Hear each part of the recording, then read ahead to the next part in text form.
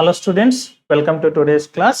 ఈరోజు క్లాస్లో మనం దేని గురించి డిస్కస్ చేయబోతున్నామంటే జోన్ రిఫైనింగ్ అంటే ఏమిటి, అలాగే చోక్రాల్స్కీ మెథడ్ అంటే ఏమిటి, హాల్ ఎఫెక్ట్ అంటే ఏమిటి, ఇవి మూడు టాపిక్స్ని డిస్కస్ చేయబోతున్నాం. మనం ప్రీవియస్ క్లాస్ నుంచి నేర్చుకున్నటువంటిది ఏంటంటే మన ఫస్ట్ ఎయిమ్ ఏంటి అంటే ప్యూర్గా ఉన్నటువంటి సిలికాన్ని తయారు చేయాలి. ప్యూర్ సిలికాన్ని మనం మ్యానుఫ్యాక్చర్ చేయాలి. అలాగే జెర్మేనియంనైనా కూడా మ్యానుఫ్యాక్చర్ చేయొచ్చు, ఏదైనా కావచ్చు. ఈ జోన్ రిఫైనింగ్ అనేటటువంటిది మనకి ప్యూర్ సిలికాన్ తయారు చేసేటటువంటి ఒక మెథడ్. అంటే మెథడ్ టు మేక్ ప్యూర్ అంటే నా ఉద్దేశం 100% ప్యూర్ సిలికాన్, 100% ప్యూర్ సిలికాన్ కానీ, లేదా దీన్నే జెర్మేనియం అని కూడా రాసుకోవచ్చు.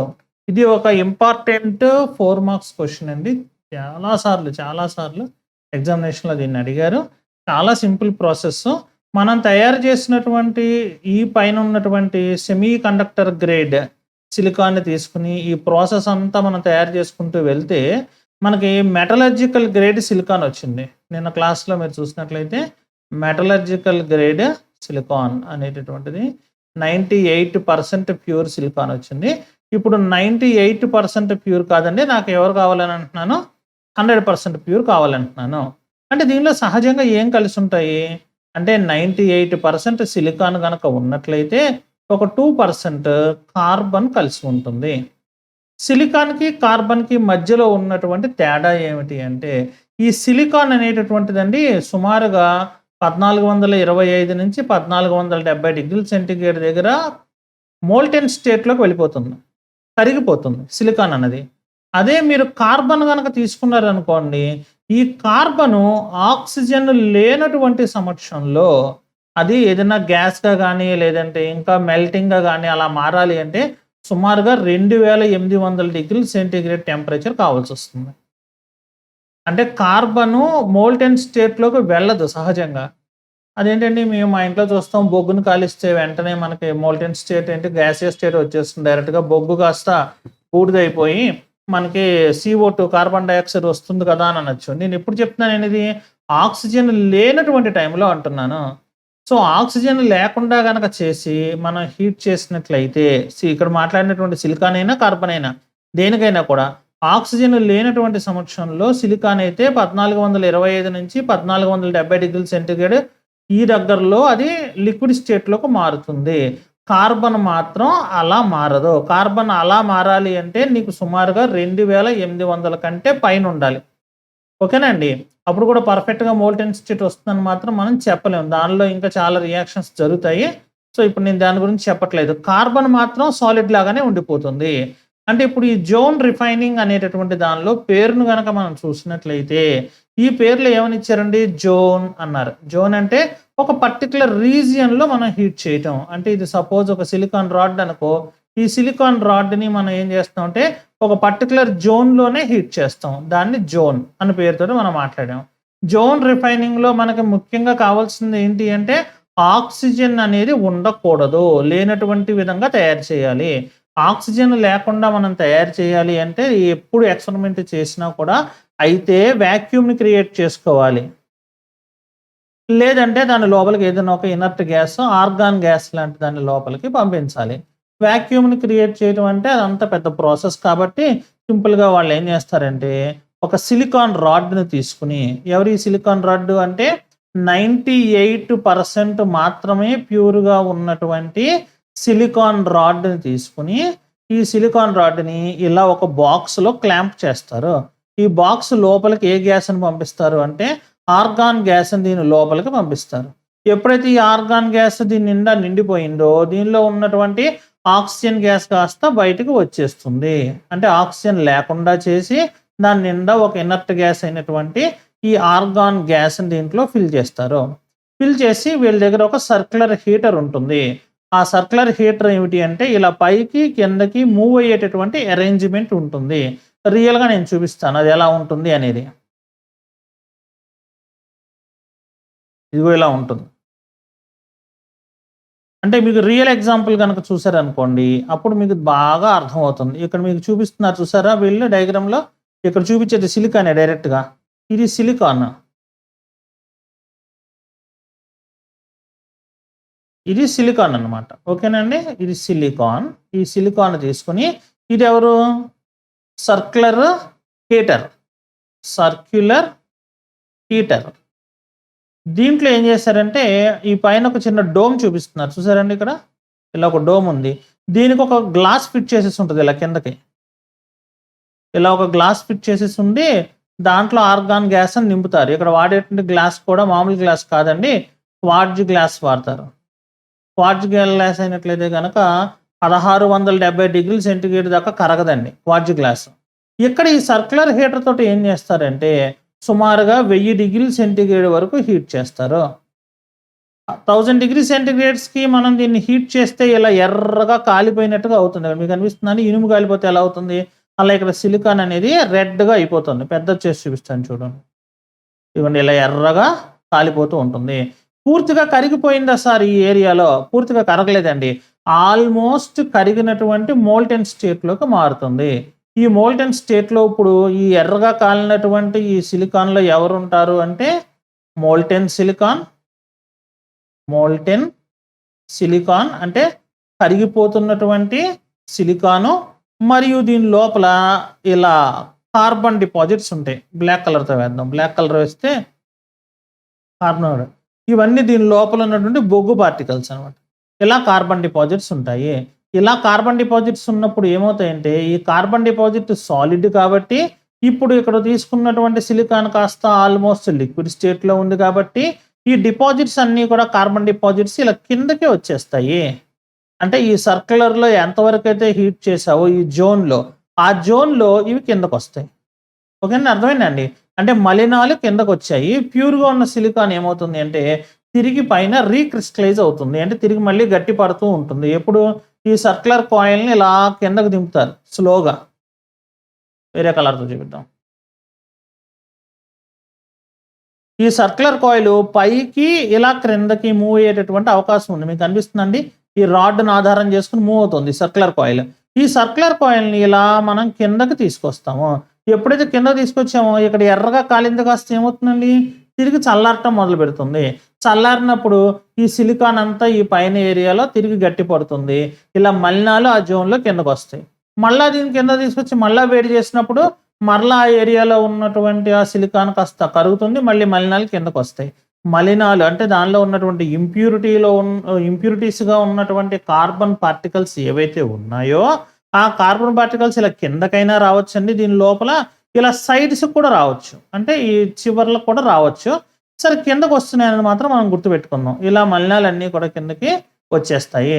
స్లోగా ఈ ప్రాసెస్‌ని ఏం చేస్తారంటే పైనుంచి మరలా కిందకి, మళ్ళా ఈ పైనుంచి మరలా కిందకి ఇలా కంటిన్యూస్‌గా నంబర్ ఆఫ్ టైమ్స్ ఈ సర్క్యులర్ కాయిల్‌ని తిప్పుతారు.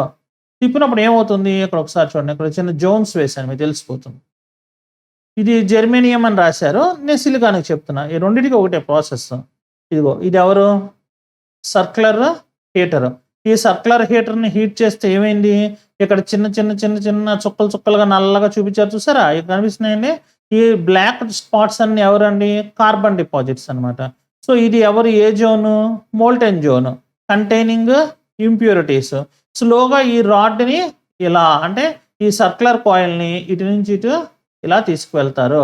అంటే టాప్ టు బాటమ్ తీసుకొస్తారు. ఇక్కడ ఉన్నటువంటి డయాగ్రామ్‌ని ఇలా హారిజాంటల్‌గా వేసి చూపించాం గానీ, యాక్చువల్‌గా గనక చూపించాలి అంటే దీని యొక్క స్ట్రక్చర్ ఎలా ఉంటుంది అంటే ఎక్స్‌పెరిమెంట్ చేసేటప్పుడు ఇలా ఉంటుంది. అర్థమైందండి? సో ఈ డైరెక్షన్‌లో చూడండి direction of heater. Direction of heater ఎలా ఇచ్చాం మనం? డౌన్‌వర్డ్ డైరెక్షన్ చూపిస్తుంది చూసారండి? ఇలా డౌన్‌వర్డ్ డైరెక్షన్‌లో ఈ హీటర్‌ని ఇలా మూవ్ చేస్తూ ఉంటారు. మూవింగ్ చేస్తూ ఉంటే ఏమవుతాయంటే ఈ మలినాలన్నీ కూడా ఇంప్యూరిటీస్ డౌన్‌కి వచ్చేస్తూ ఉంటాయి. ఇలా ఈ సర్క్యులర్ కాయిల్‌ని పైకి కిందకి ఈ రాడ్ చుట్టూ కంటిన్యూయస్‌గా నంబర్ ఆఫ్ టైమ్స్ తిప్పితే ఫైనల్‌గా ఈ క్రింద మిగిలిపోయినటువంటి ఈ ఏరియా అంతా కూడా నీకు ఇంప్యూరిటీస్ ఉంటాయి. పైన ఉన్న ఏరియాలన్నీ కూడా ప్యూర్ 100% ప్యూర్ సిలికాన్ నీకు తయారవుతుంది. అంటే ఈ ఎగ్జాంపుల్‌లో జెర్మేనియం రాశారు కాబట్టి లేదా జెర్మేనియం మనకి తయారవుతుంది. Is that clear? అర్థమైందండి. సో, ఇలా మనకు తయారైనటువంటి సిలికాన్ ఎవరు అంటే 100% ప్యూర్‌గా ఉన్నటువంటి పాలీక్రిస్టల్. పాలీక్రిస్టల్ అంటే ఏమిటి? ఆల్రెడీ లాస్ట్ వీడియోలో చెప్పా నేను. పాలీక్రిస్టల్ అంటే నంబర్ ఆఫ్ ఓరియంటేషన్స్ మారి ఆర్డర్డ్‌నెస్ డిఫరెంట్‌గా ఉన్నటువంటి ఒక క్రిస్టల్ మనకు తయారవుతుంది. చాక్లెట్స్ పెట్టి ఎగ్జాంపుల్ పెట్టానండి. లాస్ట్ వీడియోలో 27వ నిమిషం నుంచి నేను దాన్ని ఎక్స్‌ప్లెయిన్ చేశాను. పాలీక్రిస్టల్ అంటే ఏంటి? క్రిస్టలానిటీ అంటే ఏంటన్నది. దయచేసి ఆ వీడియో అందరూ దాన్ని వాచ్ చేయండి. At least from 27th minute. ఆ మినిట్ దగ్గర నుంచైనా దాన్ని వాచ్ చేయండి. వాచ్ చేస్తే ఇక్కడ నేను పాలీక్రిస్టల్ అంటే ఏంటో నేనేం మాట్లాడుతున్నానో మీకు అర్థమవుతుంది. ఇలా తయారైనటువంటి పాలీక్రిస్టల్‌ని తీసుకొని స్లైసెస్ కింద కట్ చేసేసి సింగిల్ క్రిస్టల్స్‌ని సీడ్ క్రిస్టల్స్‌ని మనం తయారు చేస్తాము. సీడ్ క్రిస్టల్ అంటే ఏంటి అంటే మళ్ళీ లాస్ట్ వీడియోలో ప్రీవియస్ వీడియోలో నేను చెప్పానండి. 27వ నిమిషం తర్వాత నుంచి ఉంది. 27వ నిమిషం తర్వాత నుంచి ఒక 50 నిమిషాల వరకు ఉన్నట్టుంది. ఆ 23 మినిట్స్ వీడియో మాత్రం మిస్ కాకుండా చూడండి అందరూ. చూస్తే ఇప్పుడు నేనేం మాట్లాడుతున్నో తెలుస్తుంది. Is that clear? సో, దీన్ని ఎలా నోట్స్‌లో ఎలా రాసాం? చాలా సింపుల్ కదండీ ప్రాసెస్. నోట్స్‌లో ఏం రాసానో ఒకసారి చదువుతాను చూడండి. Silicon and germanium can be purified by this method. ఈ మెథడ్‌ని యూజ్ చేసుకొని ఈ రెండిటిని ప్యూరిఫై చేయొచ్చు.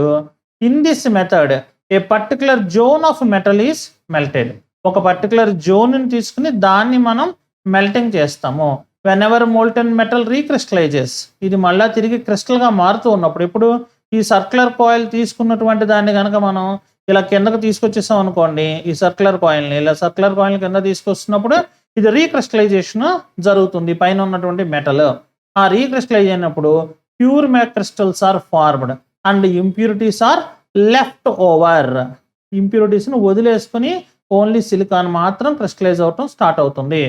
ఎప్పుడు ఇంప్యూరిటీస్‌ని లెఫ్ట్ ఓవర్ అన్నాను. ఎక్కడ వదిలేస్తుంది ఇంప్యూరిటీస్‌ని అంటే మోస్ట్‌లీ ఇన్ డౌన్‌వర్డ్ డైరెక్షన్. ఈ డౌన్‌వర్డ్ డైరెక్షన్‌లో ఇంప్యూరిటీస్‌ని వదిలేస్తుంది. Is that clear? దీని యొక్క continuation. Silicon or germanium metal was made into a thin rod. ఒక థిన్ రాడ్‌గా చేస్తారు. One zone at top of the rod is melted by circular heater. Circular heater తోటి ఒక జోన్‌ని మనం హీట్ చేస్తాం. In an inert atmosphere. Inert atmosphere అంటే దీని లోపలికి మనం ఆర్గాన్ గ్యాస్‌ని పంపించాం కదండీ ఈ ప్లేస్‌లో. ఇది ఇనర్ట్ అట్మాస్ఫియర్ అని రాస్తున్నాం అనమాట దీంట్లో. So, in an inert atmosphere at about 1000 degrees centigrade the metal melts at the heated zone. మనం హీట్ చేసినటువంటి ఏరియాలో మాత్రమే మెటల్ కాస్త మనకి మెల్ట్ అవ్వటం స్టార్ట్ అవుతుంది అని అన్నారు. ఇప్పుడు కొంతమందికి డౌట్ వస్తుంది. ఏంటంటే సార్ ఇందాక మీరు పైన రాసినప్పుడు 1425 నుంచి 1470 మధ్యలో మనకి కరుగుతుంది అని అన్నారు సిలికాను. మరేమో ఇప్పుడు మీరు తీరా చూస్తే దీంట్లో 1000 degrees అని రాస్తున్నారు. మరి ఏంటి సార్ రెండిటి మధ్యలో ఏంటి డిఫరెన్స్? అంటే ఇక్కడ తీసుకున్నటువంటి ఈ 1000 degreesకి ఇక్కడ తీసుకున్న 1425కి మధ్యలో డిఫరెన్స్ ఏంటి? అంటే సర్క్యులర్ కాయిల్‌ని మనం హీట్ చేసినప్పుడు ఇదిగోండి ఇలా గనక మనం రాడ్‌ని గనక తీసుకున్నట్లయితే ఈ రాడ్ పైన ఈ ఏరియాలో మనం 1000 degrees గనక హీట్ చేస్తూ ఉన్నట్లయితే ఆ లోపలికి హీట్ అంతా కూడా ఇది ఇలా ట్రాన్స్‌ఫర్ అవుతూ ఉన్నప్పుడు ఒకే జోన్‌లో ఎక్కువసేపు సర్క్యులర్ కాయిల్ పెట్టినప్పుడు ఏమవుతుందంటే లోపల ఉన్నటువంటి మెటల్ ఎక్కువ హీట్‌ని గెయిన్ చేసుకుంటుంది.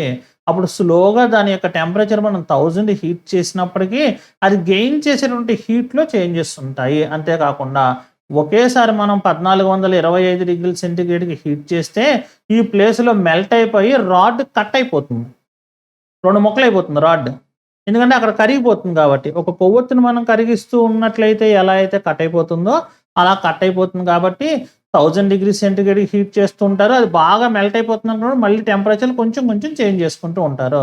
నోట్స్ పర్పస్ జనరల్‌గా అన్ని టెక్స్ట్ బుక్స్‌లో ఇలా రాసి ఉంటుంది. ఏమని 1000 డిగ్రీ సెంటిగ్రేడ్‌కి హీట్ చేస్తారు అని ఉంటుంది. సరే ఎందుకు 1000 పెట్టారు? ఎందుకంటే ఇది సిలికాన్‌కి, జెర్మేనియంకి కలిపి రాసేస్తున్నాం మనం ప్రాసెస్. అందుకోసం జనరల్‌గా ఇలా రాసుకోవచ్చు. ఓకేనండి. The metal melts at the heated zone.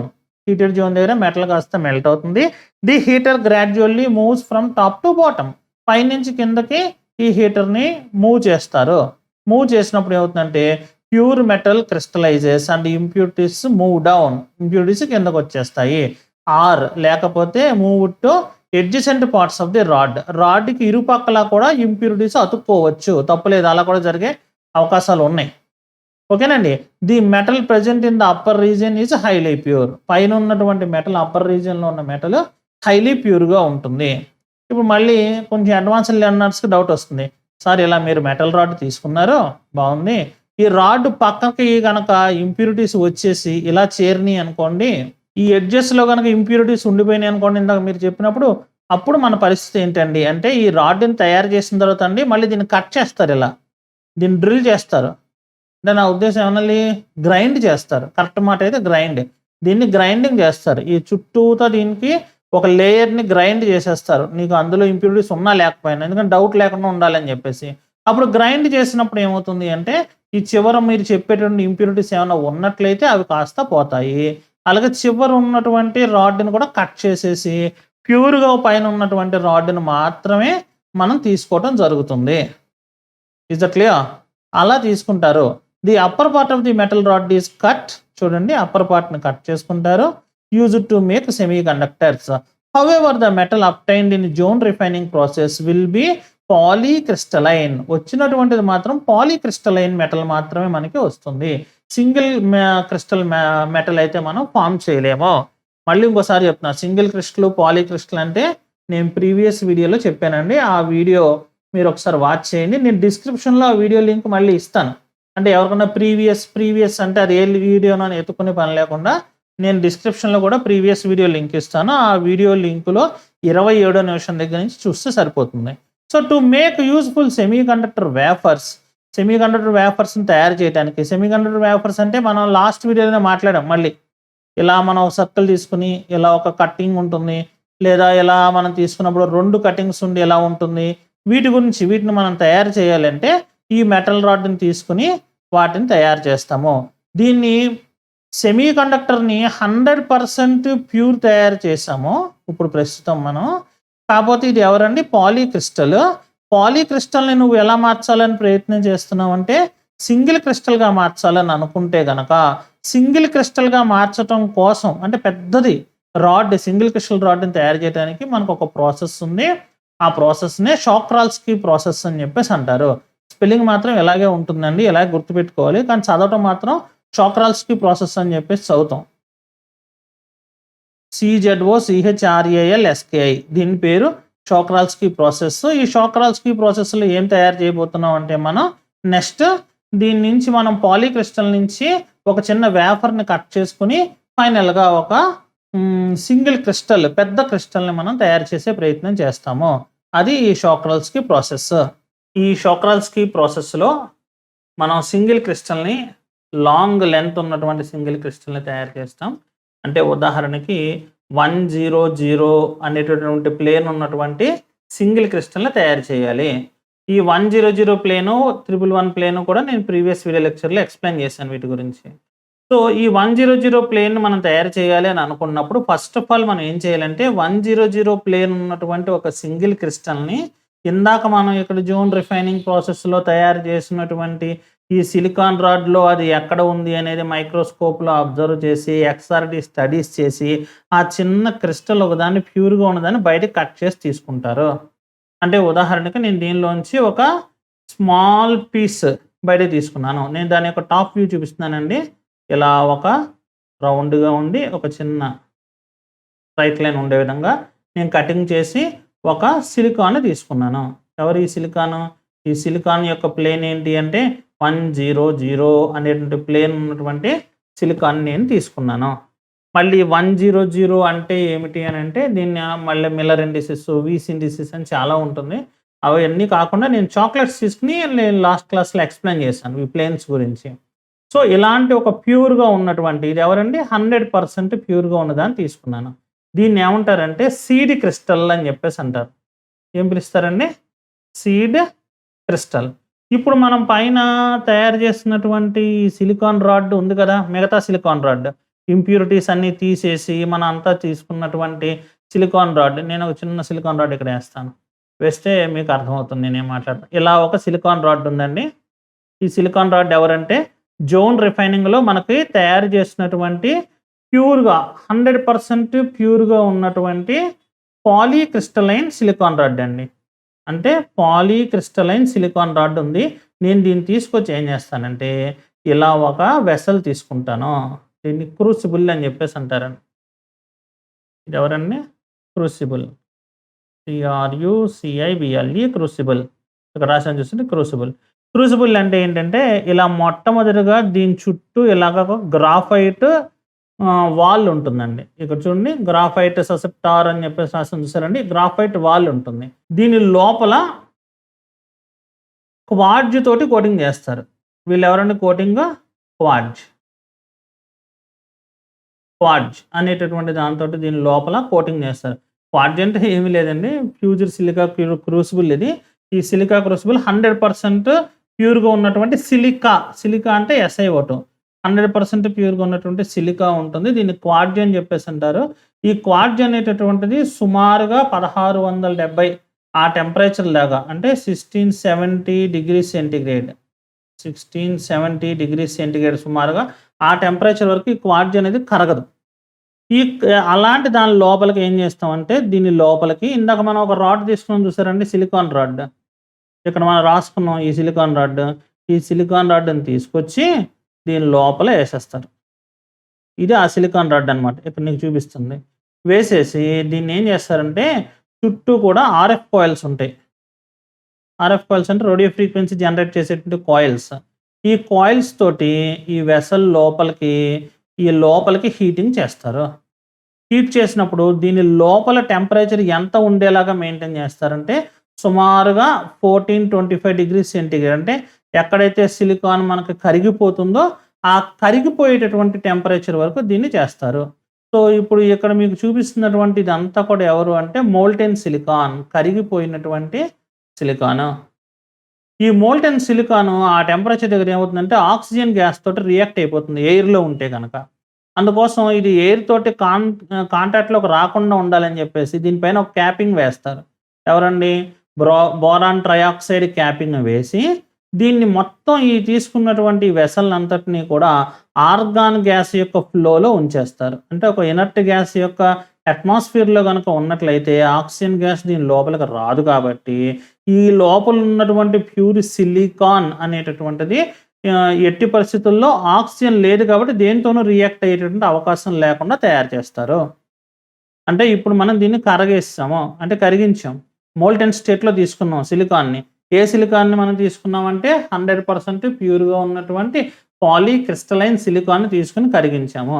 కరిగించినప్పుడు ఇందాక నేను ఒక సీడ్ క్రిస్టల్ అని రాశాను చూసారండి. ఇలాంటి సీడ్ క్రిస్టల్ ఒకటి ఉంటుంది మన దగ్గర అని అన్నాను చూసారండి. ఆ సీడ్ క్రిస్టల్‌ని ఇక్కడ పెడతారు. ఇది సీడ్ క్రిస్టల్ అండి. ఫస్ట్ ఆఫ్ ఆల్ మీరు ఒక విషయం గుర్తుపెట్టుకోవాలి ఏంటంటే ఈ సీడ్ క్రిస్టల్‌కి దీని పైన ఒక రాడ్ ఉంటుంది. దీనిలో వీళ్ళు చూపించలా. ఇలా మనకు ఒక రాడ్ లాగా ఉండి దీని చుట్టూ స్క్రూ ఉంటుంది ఇలా. దీన్ని ఇలా తిప్పుతూ ఉండొచ్చు. అంటే ఇలా క్లాక్ వైజ్‌గా రొటేట్ చేస్తూ ఉండొచ్చు. అంటే దీని లోపల ఉన్నటువంటి సీడ్ క్రిస్టల్‌ని ఇలా రౌండ్‌గా రొటేట్ చేయొచ్చు. క్లాక్ వైజ్ రొటేషన్ చేస్తూ ఉండొచ్చు. ఈ క్లాక్ వైజ్ రొటేషన్ చేస్తూ ఉన్నప్పుడు దీన్ని పైకి, కిందకి కదపొచ్చు.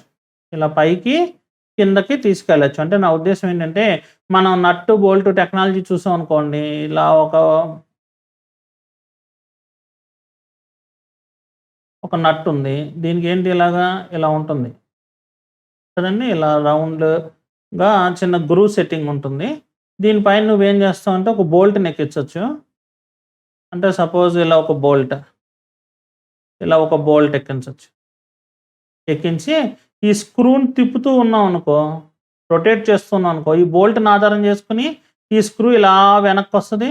మళ్ళీ స్క్రూని ఇంకో వైపు డైరెక్షన్‌లో తిప్పితే స్క్రూ ముందుకెళ్తుంది. అంటే ఈ బోల్ట్‌ని మనం చేత్తో పట్టుకొని స్క్రూని ఎదరకి, వెనక్కి ఎలా తిప్పొచ్చో అలాగా ఇక్కడ ఉన్నటువంటి ఈ వెసల్ మొత్తాన్ని కొంచెం ఆధారంగా చేసుకొని ఇక్కడున్న స్క్రూని తిప్పుతా ఉంటే ఈ సీడ్ క్రిస్టల్ ఇలా లోపలికి వెళ్తుంది. లోపలికి వెళ్ళి ఫస్ట్ ఏం చేస్తుందండి, ఈ మోల్టెన్ స్టేట్‌లో ఉన్నటువంటి ఈ సిలికాన్‌కి ఇలా జస్ట్ తగులుతుంది.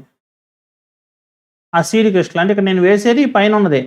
ఈ గ్రీన్ కలర్‌లో పైన చూపిస్తున్నా చూసారా? దాన్ని ముందు ఇక్కడ తగిలిస్తారు. తగిలించినప్పుడు ఈ లోపల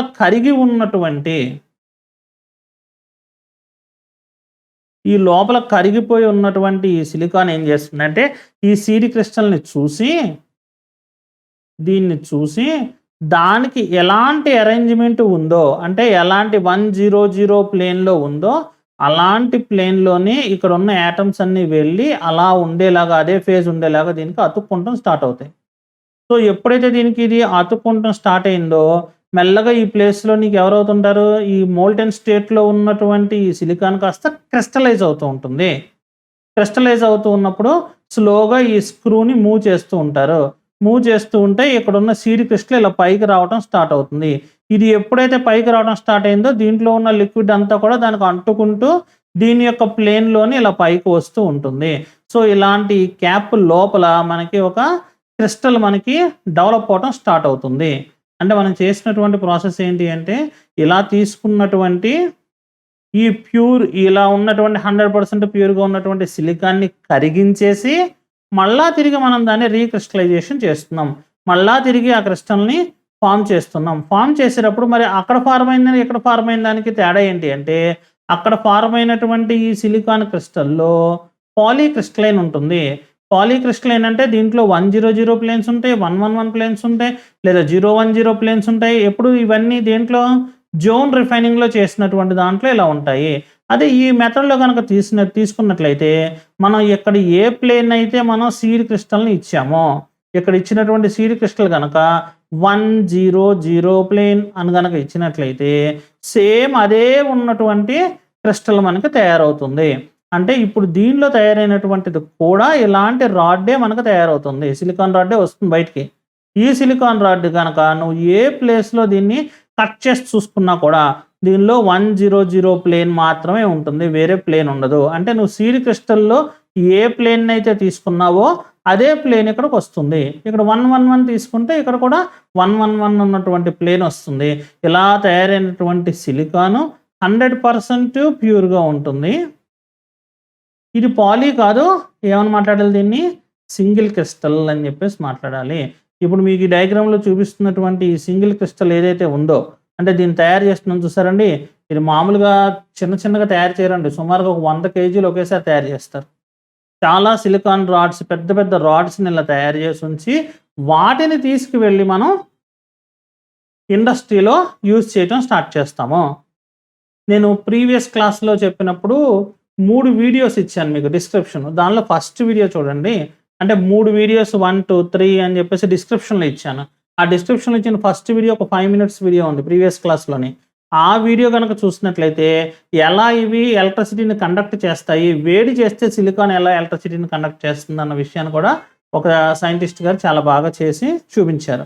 సో, ఇలా మనం ఒక సింగిల్ క్రిస్టల్‌ని షోక్రాల్స్కీ మెథడ్‌ని యూజ్ చేసుకొని తయారు చేయొచ్చు.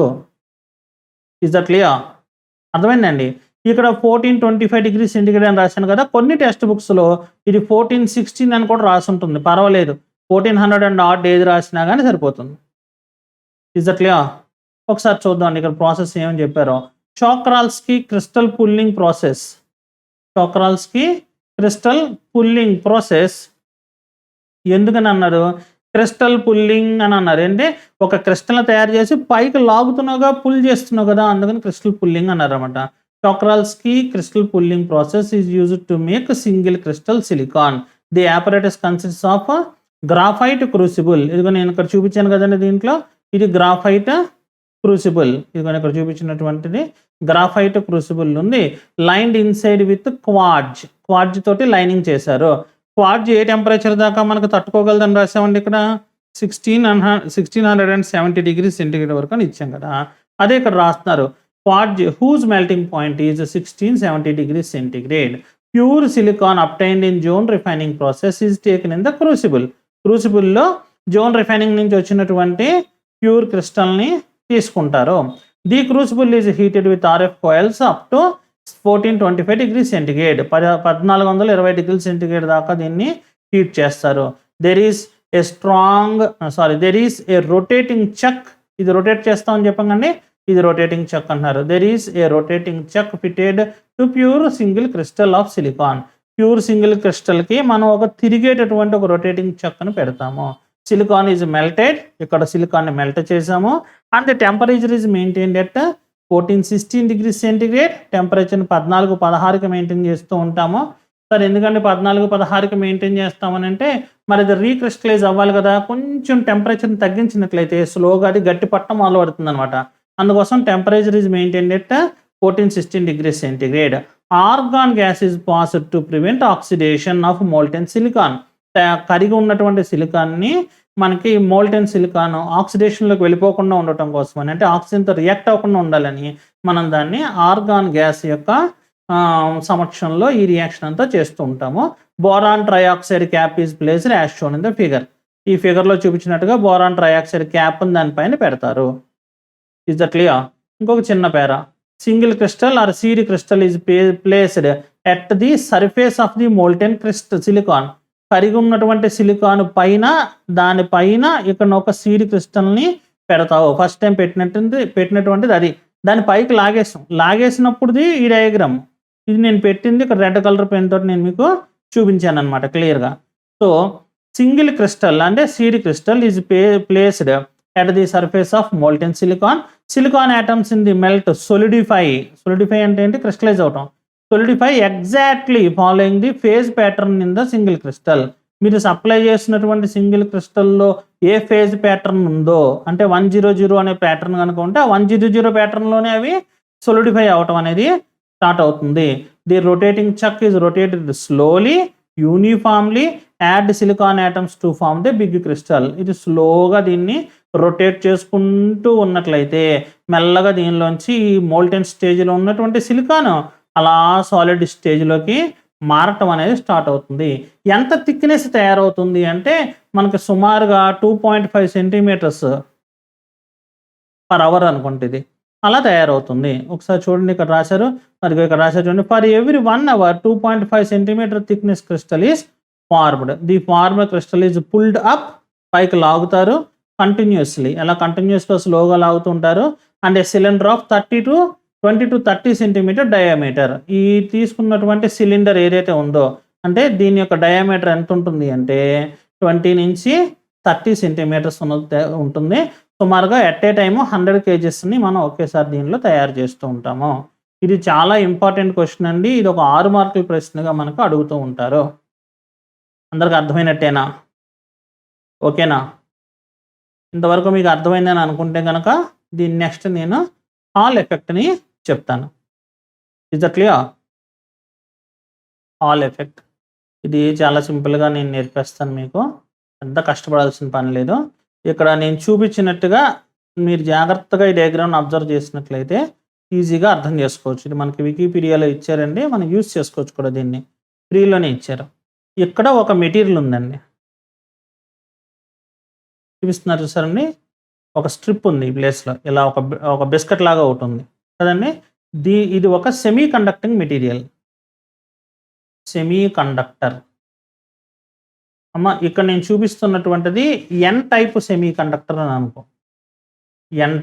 ఎన్ టైప్ అయితే ఎలక్ట్రాన్లు ఉంటాయండి. పీ టైప్ అయితే హోల్స్ ఉంటాయి.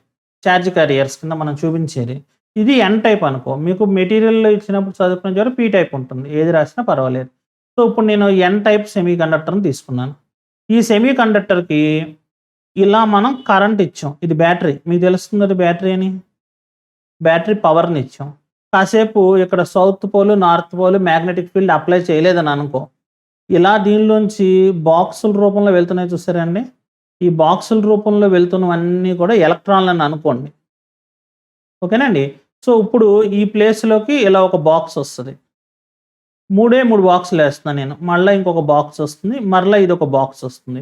3 బాక్సులు ఏమవుతాయంటే ఇలా దీంట్లోకి స్ట్రెయిట్ లైన్‌లో ఇటు వెళ్ళిపోతాయి.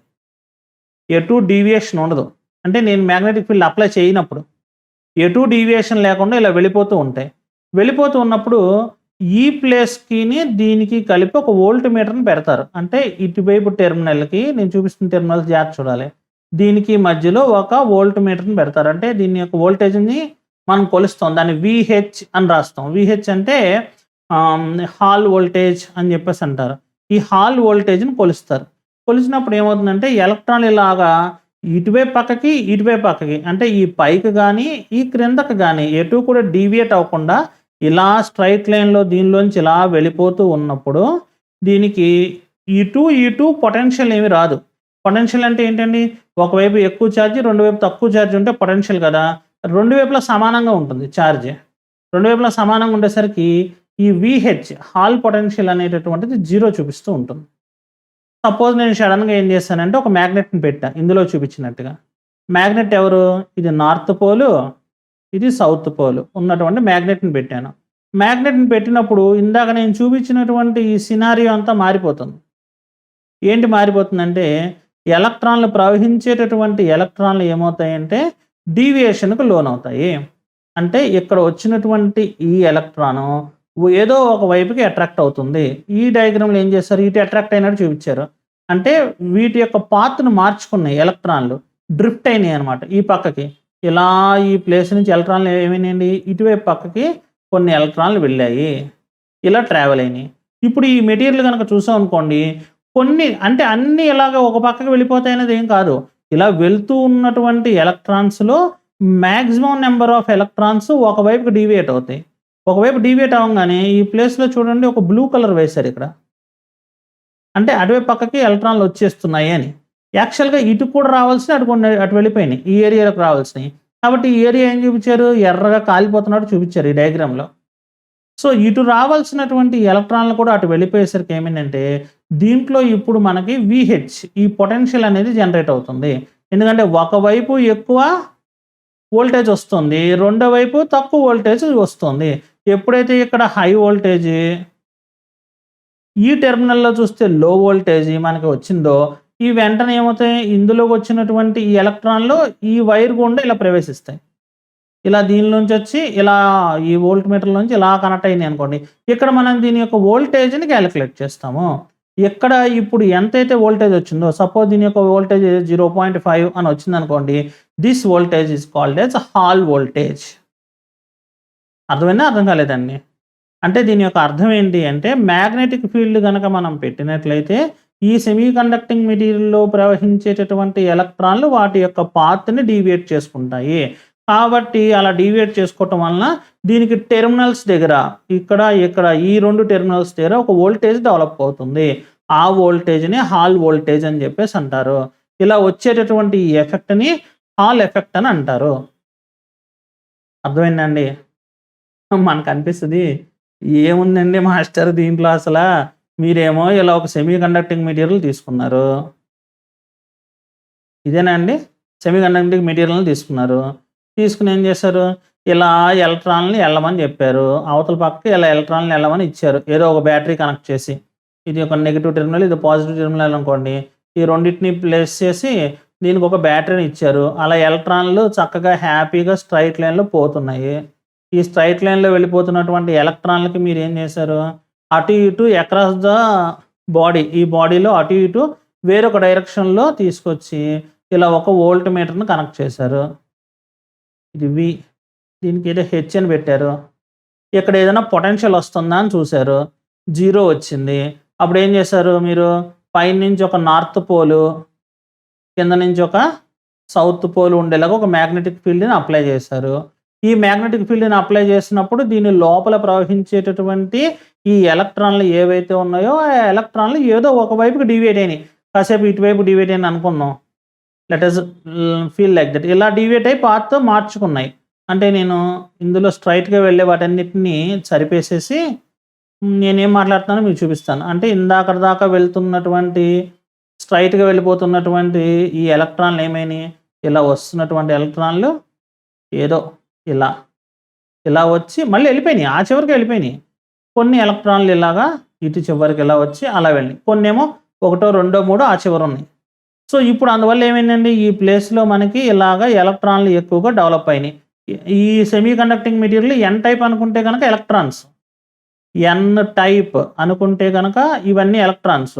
అదే పీ టైప్ అని అనుకుంటే గనక ఇవన్నీ హోల్స్ అని మాట్లాడాలి. ఇలా రౌండ్‌లు వేసి జీరోల్లాగా వేసి హోల్స్ అని మాట్లాడాలి.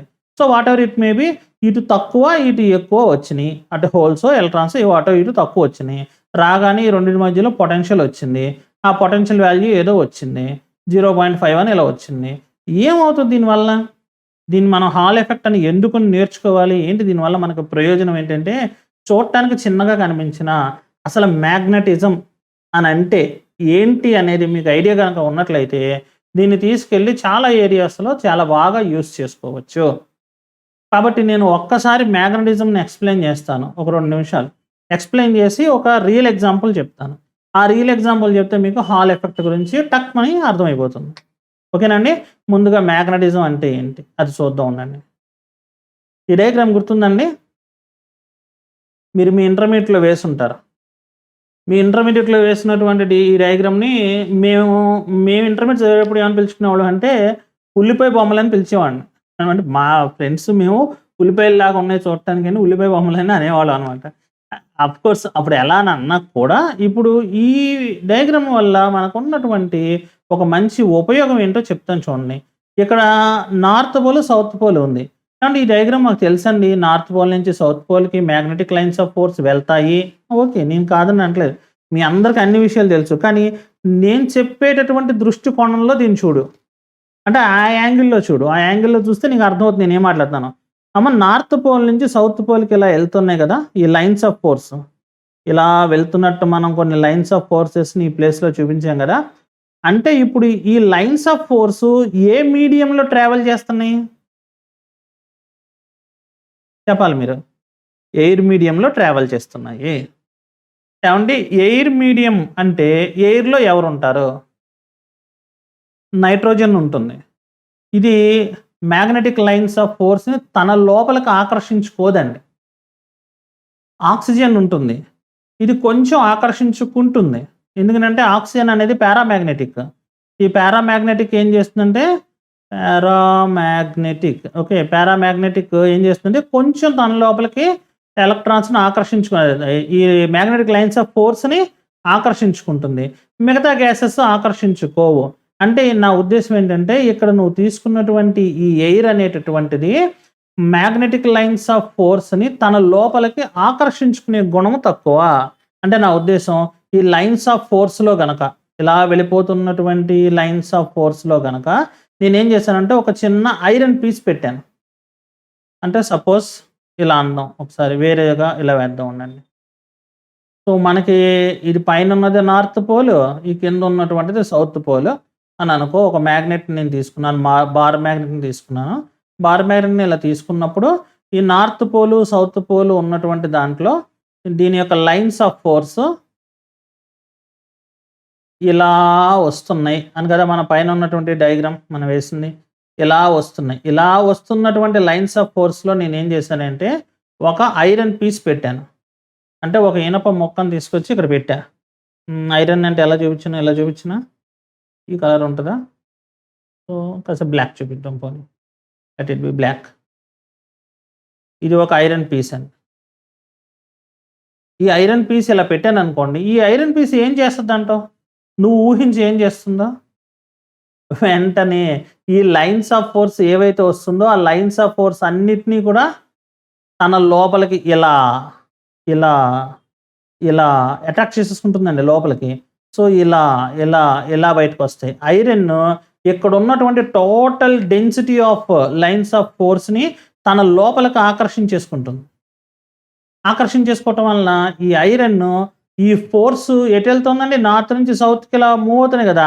ఈ మ్యాగ్నెట్‌కి అట్రాక్ట్ అవ్వటం అనేది స్టార్ట్ అవుతుంది. అంటే దీని యొక్క వెయిట్ గనక తక్కువగా గనక ఉన్నట్లయితే ఎవరిదండి? ఈ ఐరన్ యొక్క వెయిట్ గనక తక్కువగా ఉంటే ఈ మ్యాగ్నెట్‌కి వెళ్లి అతుక్కుపోతుంది. ఎందుకంటే దానికి పిచ్చి ఇష్టం ఆ మ్యాగ్నెటిక్ లైన్స్ ఆఫ్ ఫోర్స్ అంటే. ఈ లైన్స్ ఆఫ్ ఫోర్స్‌ని హెవీ డెన్సిటీ అంటే యాక్చువల్‌గా ఇలా గాలిలో వెళ్ళినప్పుడు ఎలా ఉన్నాయండి? దూరంగా ఇలా ఉన్నాయి. కదండీ! లైన్స్ ఆఫ్ ఫోర్స్ ఇలా దూరంగా ఉన్నాయి. ఈ దూరంగా ఉన్నటువంటి లైన్స్ ఆఫ్ ఫోర్స్ అన్నిటిని ఏం చేస్తుందంటే ఒక దగ్గరికి ఇలా తీసుకొచ్చేసి దాని లోపలికి ఈ లోపలికి ఐరన్ అట్రాక్ట్ చేయటం స్టార్ట్ చేస్తుంది. అర్థమవుతుందమ్మా నేను చెప్పే విషయం? సో, ఐరన్ ఏం చేసిందంటే దాని లోపలికి లైన్స్ ఆఫ్ ఫోర్స్‌ని అలౌ చేసింది. ఇక్కడ నేను చెప్పే కాన్సెప్ట్ జాగ్రత్తగా వినాలి. ఎయిర్ రిలక్టెన్స్ చూపించింది. అంటే రిలక్టెన్స్ అంటే అసలు దానికి పెద్ద రెస్పాండ్ అవ్వలేదు. ఈ లైన్స్ ఆఫ్ ఫోర్స్‌కి పెద్దగా రెస్పాండ్ అవ్వలేదు. ఇందులో ఎక్కడన్నా కొంచెం ఆక్సిజన్ గనక ఉన్నట్లయితే ఆక్సిజన్ మాత్రమే కొంచెం అట్రాక్ట్ అవుతుంది. ఆ ఆక్సిజన్ కూడా ఏ స్టేజ్‌లో ఉండాలంటే లిక్విడ్ స్టేజ్‌లో ఉండాలి. ఎందుకంటే ఆక్సిజన్ అనేది గ్యాస్ అండి. ఈ గ్యాస్ అటు ఇటు కదిలిపోతూ ఉన్నప్పుడు ఈ లైన్స్ ఆఫ్ ఫోర్స్‌ని తన లోపలికి అట్రాక్ట్ చేసేటటువంటి గుణాలు మారిపోతూ ఉంటాయి. అందువల్ల పెద్దగా ఏమీ ఎయిర్ మ్యాగ్నెటిక్ లైన్స్ ఆఫ్ ఫోర్స్ని అట్రాక్ట్ చెయ్యదు. కాబట్టి దాన్ని ఏమంటారంటే రిలక్టెన్స్, ఎయిర్ రిలక్టెన్స్ అని అంటారు. ఎయిర్ అనేది రిలక్టెన్స్ చూపిస్తుంది. రిలక్టెన్స్ అంటే తను ఒక పని చేయగలిగి ఉండి కూడా ఆ పనిని చెయ్యకపోతే అటువంటి వ్యక్తిని రిలక్టెంట్ ఫెలో అని అంటారు.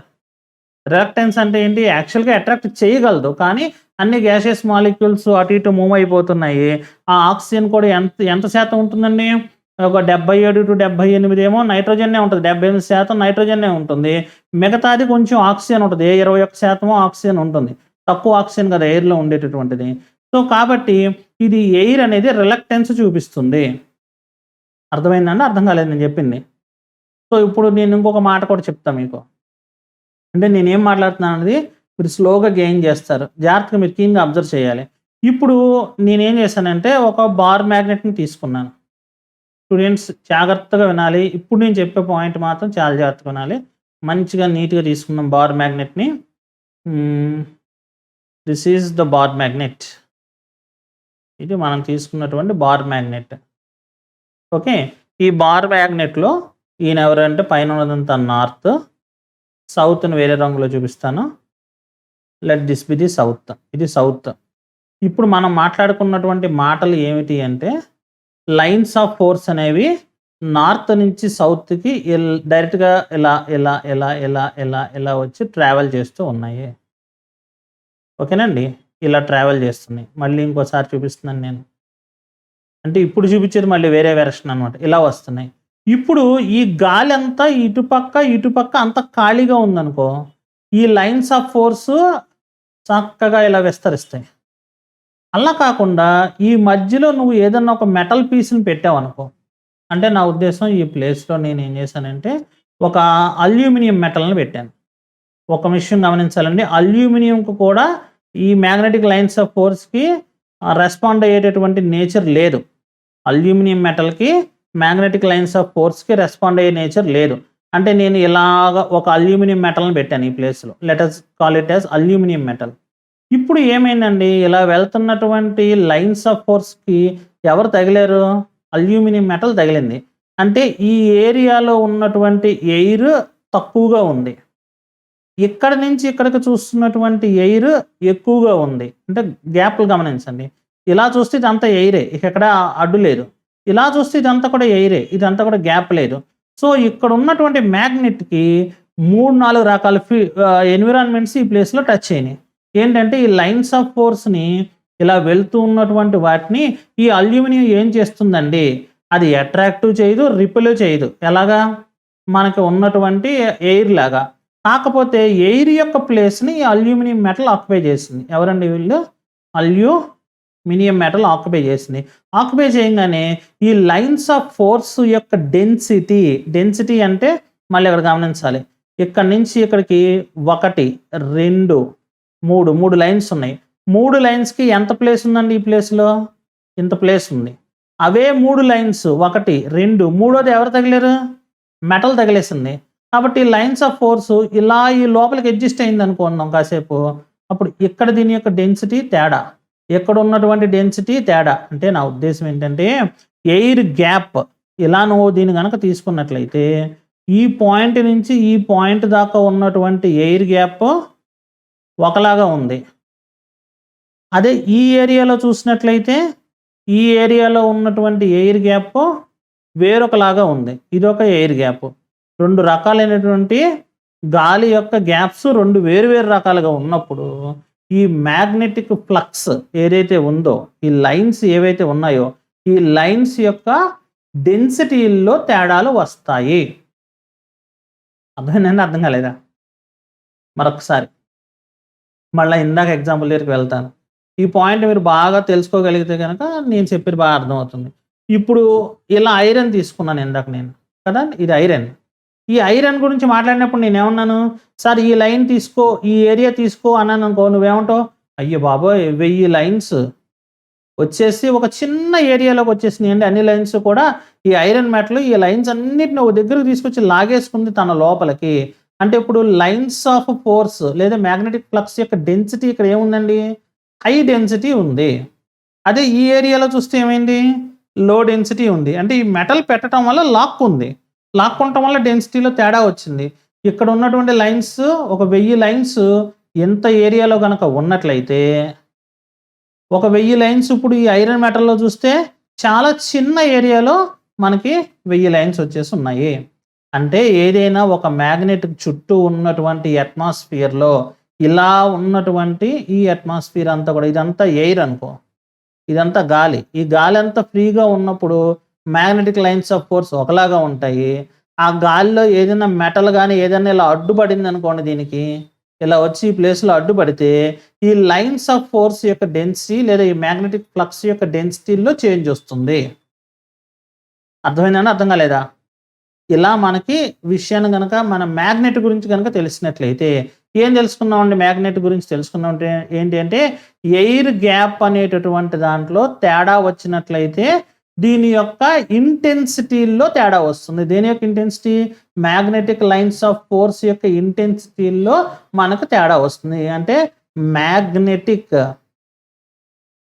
ఫ్లక్స్ యొక్క డెన్సిటీల్లో తేడా వస్తుంది. ఎలా అన్నా మాట్లాడు, తేడా వస్తుంది. ఈ చిన్న పాయింట్ నువ్వు మైండ్‌లో పెట్టుకో. ఇప్పుడు నేను నీకు చక్కగా హాల్ ఎఫెక్ట్ అంటే ఏంటో చెప్తాను. ఇప్పుడు చూడు నేను ఒక ఎగ్జాంపుల్ చూపిస్తే ఇక్కడ రైట్. ఇక్కడ ఉన్నటువంటిది మీరు కొనుక్కున్నటువంటి ఒక కారు యొక్క వీల్‌కు ఉన్నటువంటి క్రాంక్ షాఫ్ట్. ఇది ఒక వీల్. ఇలాంటి వీల్‌ని ఒక దాన్ని డిజైన్ చేస్తారండి. మన కారు యొక్క చక్రం పక్కనే ఉండేలాగా తయారు చేస్తారు. అంటే కారు యొక్క చక్రం మీరు వెనక నుంచి చూడండి. నేను ఒక డయాగ్రామ్ వేస్తాను ఇక్కడ. సపోజ్ ఇది మీరు వేసుకెళ్ళేటటువంటి కారు అనుకో. కారు యొక్క బ్యాక్ సైడ్ అండి ఇది. ఇది కారు యొక్క బ్యాక్ సైడ్.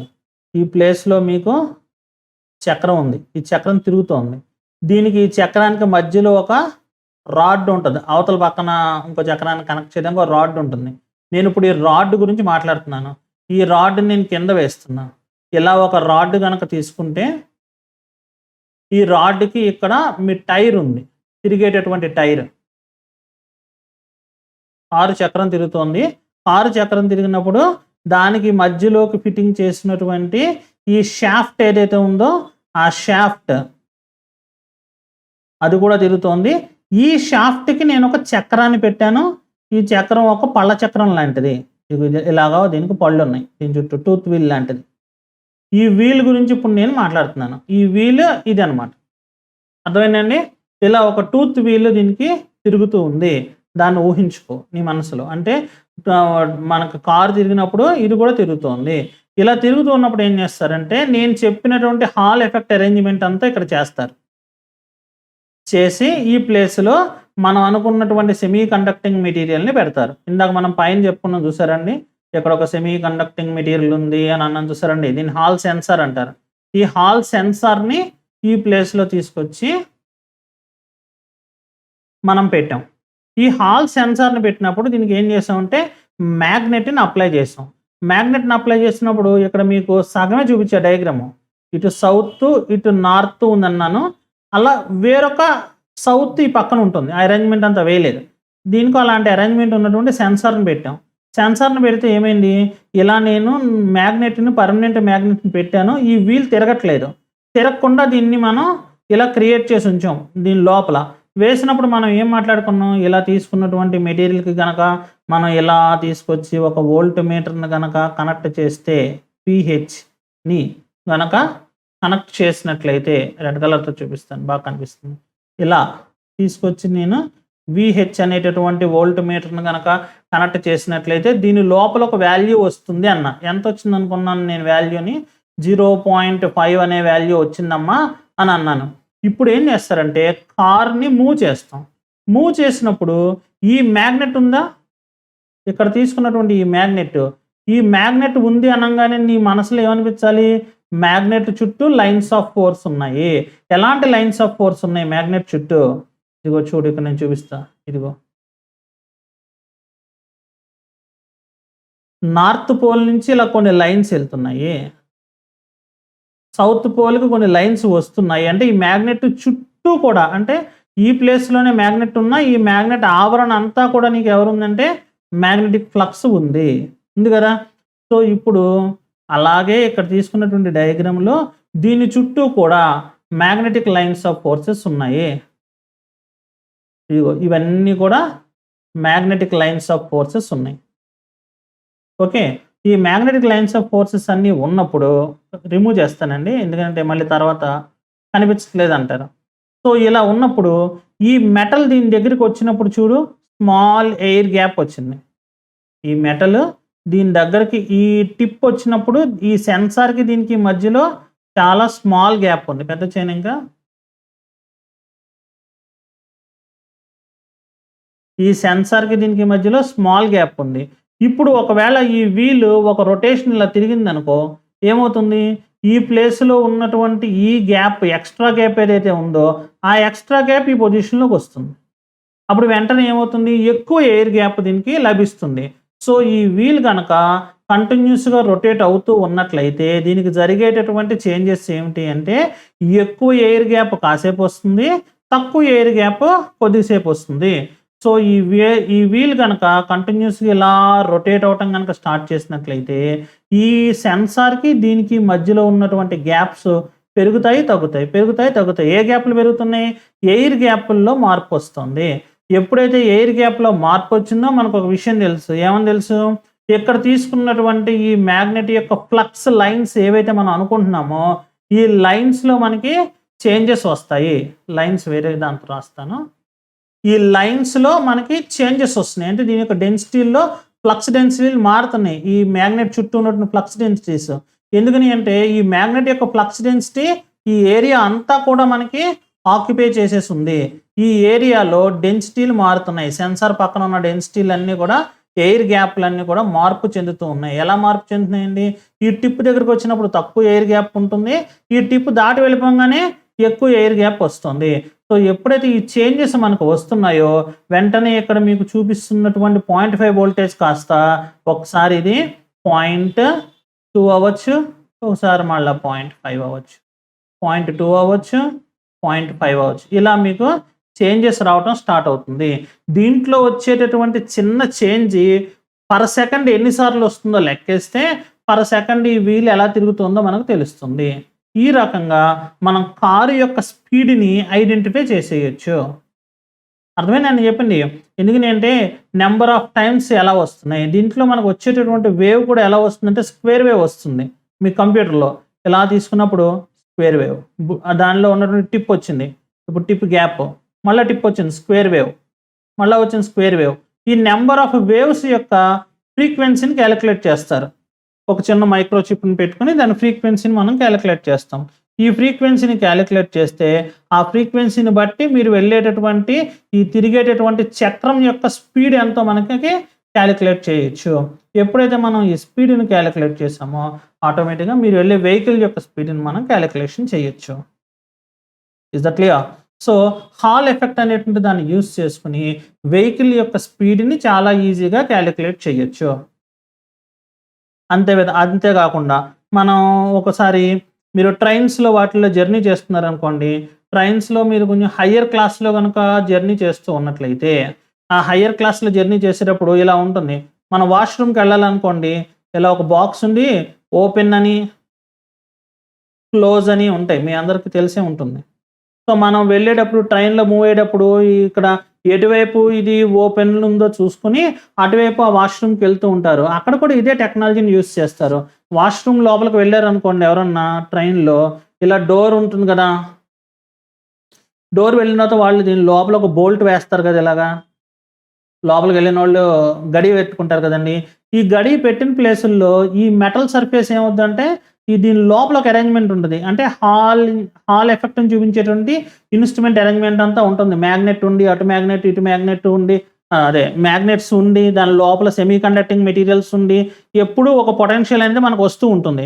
ఎప్పుడైతే దీని లోపలికి ఇలా గడి పెట్టావో, అంటే ఇలా ఒక మెటల్ రాడ్‌ని దీని లోపలికి మనం చేత్తోటి లోపలికి టవర్ బోల్ట్‌ని ఇలా తోసామో, వెంటనే ఆ మెటల్ ప్లేస్‌లోకి రాగానే ఈ హాల్ పొటెన్షియల్ వెంటనే మళ్ళీ మార్పు చెందుతుంది. ఆ హాల్ పొటెన్షియల్ మార్పు చెందిందాన్ని బట్టి అది క్లోజ్‌లో ఉందా? లేదంటే ఓపెన్‌లో ఉందా? అనే దానికి మనం చిన్న సర్క్యూట్‌ని తయారు చేస్తాము. ఇలా మనం బ్రష్‌లెస్ మోటార్స్‌లో మోటార్ ఎక్కడుందని ఐడెంటిఫై చేయొచ్చు. హాల్ పొటెన్షియల్స్‌ని మెజర్ చేయటం వలన అనేక రకాలైనటువంటి ఉపయోగాలు ఉన్నాయి. అర్థమైనట్టేనా? ఒక్కసారి మన నోట్స్‌లో గనక చూసినట్లయితే సేమ్ దాన్ని నేనిక్కడ వేశానండి. ఇలా ఒక సెమీ కండక్టింగ్ మెటీరియల్ తీసుకున్నాను. నేను ఇందులో తీసుకున్నటువంటిది ఎవరు అంటే P type semi conducting material. ఈ పీ టైప్ సెమీ కండక్టింగ్ మెటీరియల్‌ని తీసుకొని మనం ఇలా హాల్ పొటెన్షియల్‌ని జనరేట్ చేస్తాము. ఒకవైపు నార్త్ పోల్, ఒకవైపు సౌత్ పోల్ పెట్టి చూపించాను.